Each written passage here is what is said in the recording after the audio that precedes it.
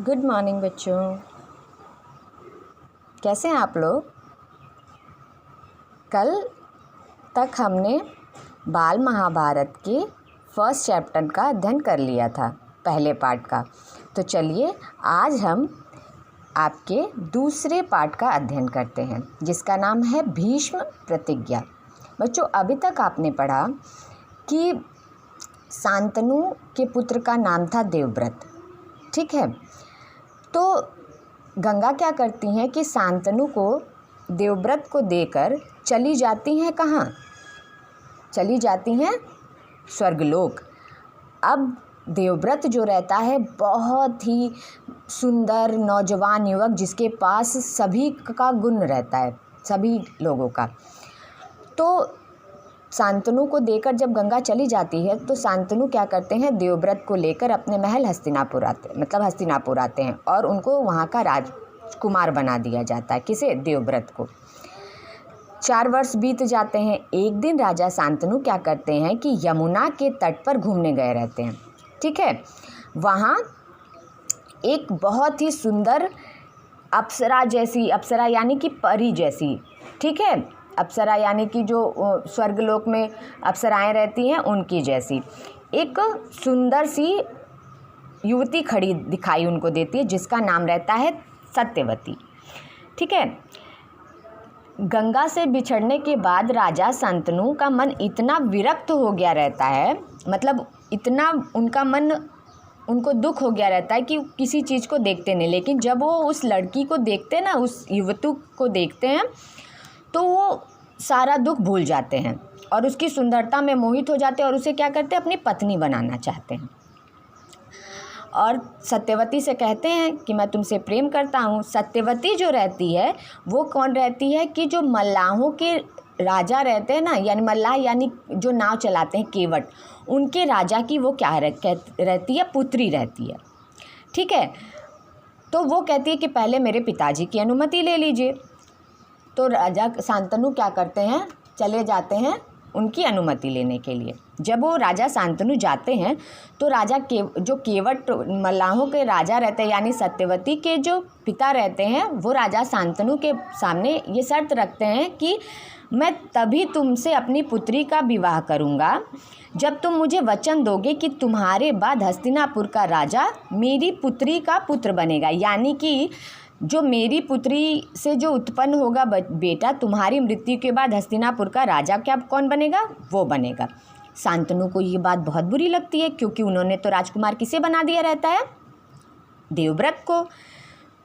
तो वो वहाँ से चले जाते हैं, लेकिन उनका मन इतना दुखी रहता है, बार बार उनके मन में सत्यवती आती रहती है, सत्यवती से वो शादी करना चाहते हैं, बस वो चिंता में डूबे रहते हैं। देवव्रत अपने पिता की इस बातों को देखते हैं तो उनसे रहा नहीं जाता है और वो जानना चाहते हैं कि आखिर हुआ क्या है। तो वो अपने पिता से पूछते हैं कि सारी सुख सुविधा आपके पास है, फिर भी आपको दुखी दिखाई दे रहा है, आपको क्या दुख है? तो राजा शांतनु उनको बात नहीं बताते हैं। लेकिन फिर देवव्रत उनसे बार बार जब पूछते हैं तो राजा शांतनु उनसे कहते हैं कि केवट राज की पुत्री, यानी केवट राज की एक पुत्री है सत्यवती, जो यमुना नदी के किनारे मुझसे मिली थी और मैं उससे शादी करना चाहता हूँ। तो देवव्रत बोलते हैं कि ठीक है।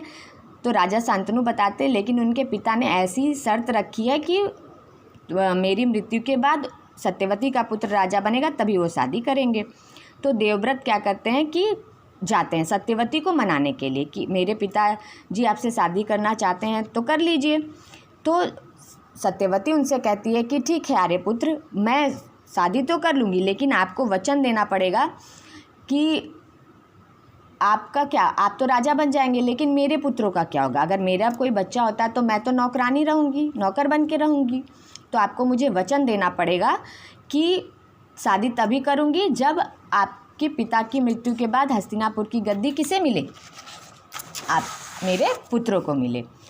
जब ये बात सुनते हैं, क्या बोलते हैं, देवव्रत, तो वो क्या करते हैं कि अपने पिता को उनका प्रेम मिल जाए, इसलिए वो क्या कहते हैं कि एक प्रतिज्ञा करते हैं कि मैं आजन्म यानी जब तक जीऊँगा तब तक ब्रह्मचारी रहूँगा, यानी विवाह नहीं करूँगा, और अगर मैं विवाह नहीं करूँगा तो मेरी कोई संतान नहीं होगी। ठीक है, तो इस तरह की वो भी प्रतिज्ञा करते हैं। इतनी कठोर प्रतिज्ञा करने के कारण उनका नाम क्या पड़ जाता है? भीष्म पितामह। उसी दिन से भीष्म पितामह यानी केवट राज भीष्म पितामह। फिर उसके बाद क्या होता है कि सत्यवती की शादी शांतनु से हो जाती है। सत्यवती और शांतनु के 2 पुत्र होते हैं, बड़ा पुत्र चित्रांगद और उसके बाद विचित्रवीर्य। चित्रांगद की मृत्यु जल्दी हो जाती है, तो हस्तिनापुर की गद्दी पर कौन बैठता है? विचित्रवीर्य। विचित्रवीर्य की भी 2 रानियां होती हैं, अंबिका और अंबालिका। अंबिका से जो पुत्र होता है वो धृतराष्ट्र, जन्म से अंधे होते हैं, और अंबालिका से जो पुत्र प्राप्त होते हैं वो होते हैं पांडु। और भीष्म पितामह शांतनु के बाद, मतलब इस महात्मा भीष्म तो राजा ही रह जाते हैं, उनकी तो कोई पुत्र नहीं होती है। राजा शांतनु के बाद इस कुरु वंश का विशाल जो पूरा इनका साम्राज्य रहता है उसका नाम रहता है कुरुवंश। तो कुरुवंश में का ये पूरा उनका मतलब वंश था कि किस तरह से। तो देखिए यहाँ पे कि राजा शांतनु की कितनी रानियाँ थी? 2, एक गंगा और सत्यवती।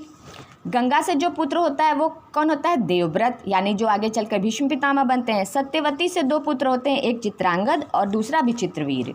चित्रांगद की मृत्यु जल्दी हो जाती है। विचित्रवीर्य की कितनी हो? 2 रानियाँ रहती हैं, एक अंबिका। अंबिका से धृतराष्ट्र का जन्म होता है, और धृतराष्ट्र से के जो पुत्र होते हैं वो कौरव कहलाते हैं। और अंबालिका से पांडु का जन्म होता है, और पांडु के जो पुत्र होते हैं वो क्या कहलाते हैं? पांडव कहलाते हैं। ठीक है, तो मिलते हैं नेक्स्ट वीडियो में, तब तक के लिए बाय।